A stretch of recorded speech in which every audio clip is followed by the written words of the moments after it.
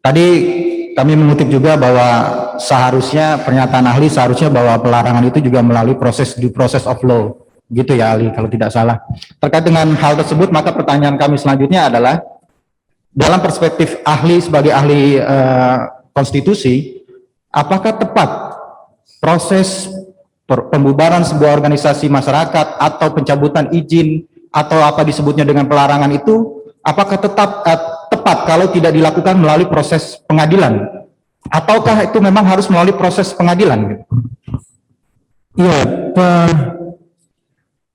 jadi ahli sudah saya tadi ahli katakan bahwa termasuk orang yang sangat mempersoalkan Perpu Ormas itu, Perpu 2 2017 yang menjadi Undang-Undang 16 2017. Bisa dicek itu.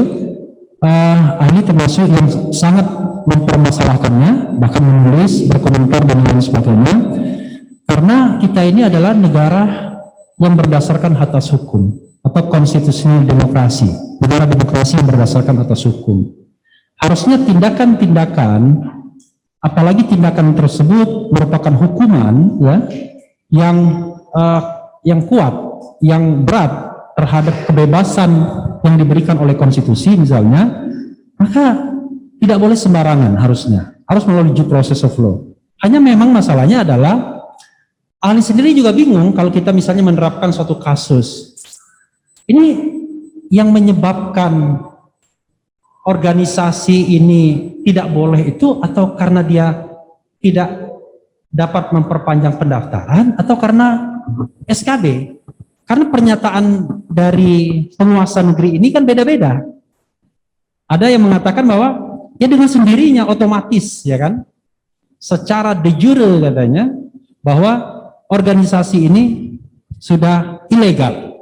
Lah, kok bisa begitu? Lalu ada juga SKB yang menjadi dasar.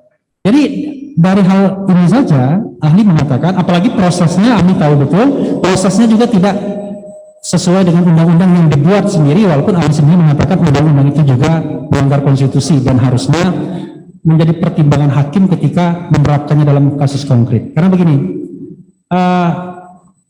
hakim dalam kasus konkret boleh menafsirkan undang-undang, tapi dalam kasus yang abstrak juga boleh. Tapi dalam kasus yang abstrak adalah kewenangan Mahkamah Konstitusi. Dalam kasus konkret, dalam kasus per kasus. Nah, itulah maknanya memutus berdasarkan hukum dan keadilan. Kira-kira begitu, ya, Yang Mulia. Ya, terima kasih, saudara ahli. Yang terakhir, pertanyaan yang terakhir. Saya ingin menyampaikan pengandaian suatu kasus berkaitan dengan ormas. Andai kata ada suatu ormas, sejak berdiri dia memiliki SKT. Setelah 20 tahun lebih, nah, suatu ketika SKT-nya ingin diperpanjang. Nah, pada saat ingin diperpanjang, ternyata ada regulasi peraturan-peraturan baru soal keormasan. Maka perpanjangan SKT itu diminta 3 syarat yang belum terpenuhi oleh ormas tersebut. Pertama, syarat rekomendasi dari Kementerian Agama. Kedua, syarat ini permintaan dari Kementerian Dalam Negerinya kepada ormas yang bersangkutan tadi. Kedua, ada permintaan agar Pancasila dicantumkan secara eksplisit.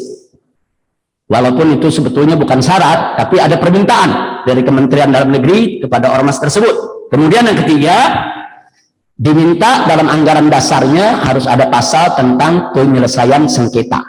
3 itu. Nah, kemudian ormas ini memenuhi permintaan dari Kemendagri.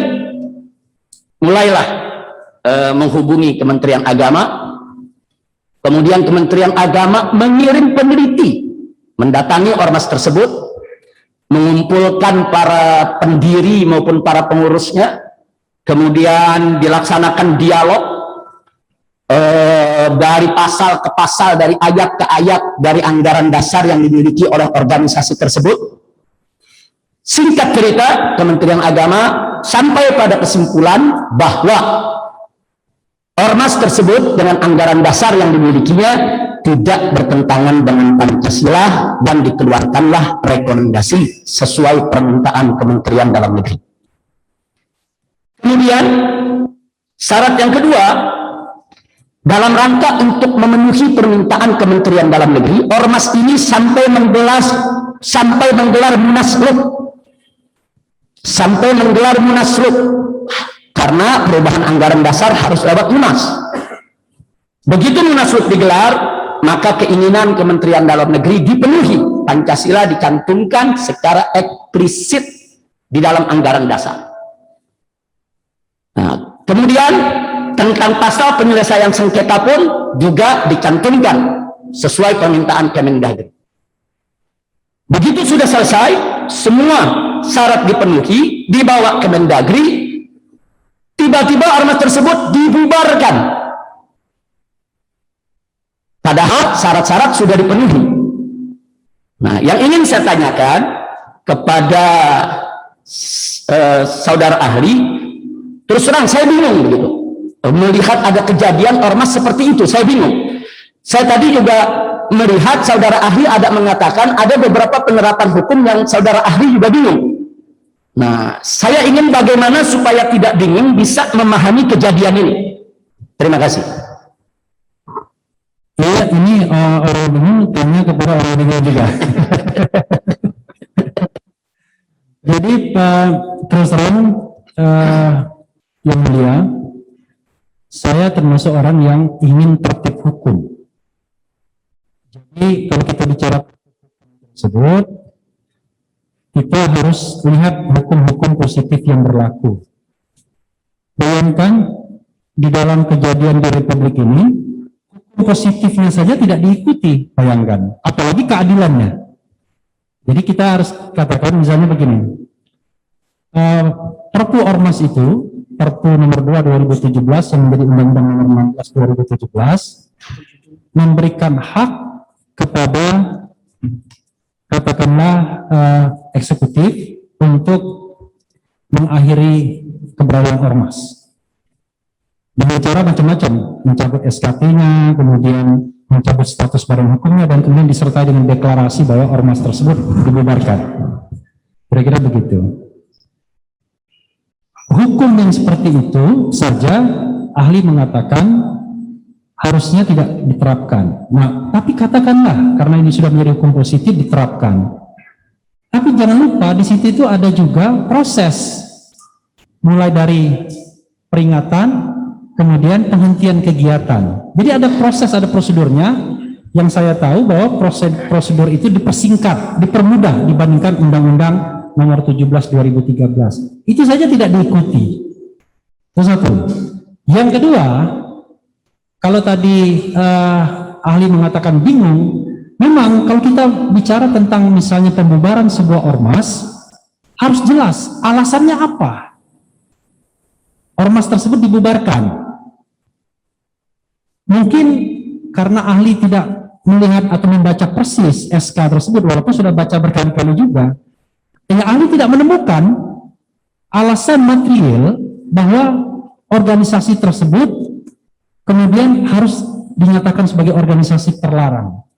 Di Republik ini yang mulia ada organisasi terlarang yang sampai saat ini masih dilarang, yaitu Partai Komunis Indonesia, dan itu tidak tanggung-tanggung pelarangannya melalui TAP MPR, produk regulasi yang tertinggi. Kenapa? Karena disadari ini adalah soal pembatasan hak asasi manusia. Itu partai politik yang banyak pengikutnya. Tetapi karena dalam sejarah pernah membuat pemberontakan cacat, maka dia dilarang dalam produk yang tinggi, yaitu TAP MPR. Nah, memang alasan seperti itu yang masuk akal. Karena memang ada alasan materialnya. Tapi yang ahli baca soal ini, ada yang mengatakan dia bubar dengan sendirinya karena SKT-nya tidak diperpanjang, lalu begitu saja menjadi organisasi yang terlarang. Saya kaget, terus terang saja. Pertama, SKT tersebut tidak menentukan eksistensi sebuah organisasi. Jangankan pernah terdaftar, nggak pernah mendaftar pun juga boleh. Coba cek organisasi-organisasi yang mendapatkan bantuan pemerintah hingga saat ini, ada juga yang nggak terdaftar sebenarnya. Karena itu soal tertib administrasi kita. Yang kedua, saya kok merasa heran, mengapa pemerintah menolak untuk pendaftaran. Padahal pendaftaran itu adalah misi pemerintah di dalam Undang-Undang 17/2013 tentang keormasan agar mereka punya tertib administrasi. Maksudnya adalah biar mudah mereka melakukan kontrol, meminta pertanggungjawaban dan lain sebagainya kalau seandainya organisasi tersebut melakukan katakanlah tindakan-tindakan yang misalnya melanggar hukum atau pemerintah ingin memberikan bantuan. Jadi kalau ada organisasi sampai tidak bisa mendapatkan SKT setelah dia memenuhi semua syarat misalnya, dan jangan lupa syarat tersebut harusnya syarat administratif sifatnya. Jangan syarat yang substantif, karena kalau syarat substantif tersebut tentu harus diuji secara ilmiah atau diuji melalui proses pengadilan seperti ini. Karena itu ahli mengatakan, ya ahli juga bingung kenapa organisasi itu dibubarkan kalau memang tidak ada alasan materialnya begitu. Kecuali kalau ada vonis pengadilan, due process of law, kesalahannya sudah dijatuhkan, vonisnya dibubarkan, itu kita harus menerimanya sebagai sebuah vonis pengadilan. Tapi ini memang betul-betul tidak ada alasan, kecuali ya tadi, karena SKT-nya tidak diperpanjang.